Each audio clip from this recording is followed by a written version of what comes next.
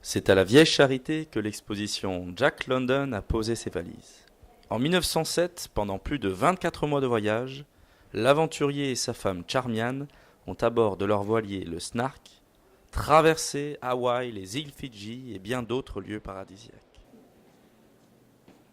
C'est une invitation à cette découverte. On va découvrir les différents archipels où le bateau a fait escale et que les London ont visité.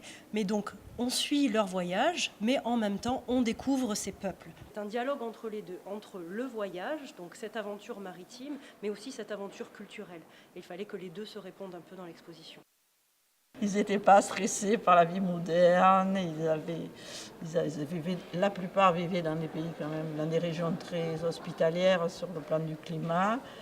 C'était des grands marins, beaucoup, donc ça avait quand même une vie qui avait l'air très, très intéressante finalement. Ce qui passionne les visiteurs, c'est la personnalité atypique de l'explorateur.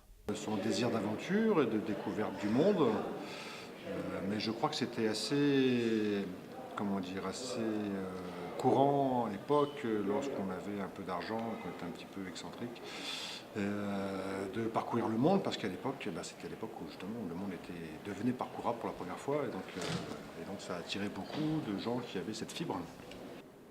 S'immerger dans l'univers Jack London, c'est prendre un aller-simple vers l'aventure et la découverte des peuples du Pacifique. L'exposition Jack London dans les mers du Sud est visible jusqu'au 7 janvier 2018 au somptueux centre de la Vieille Charité.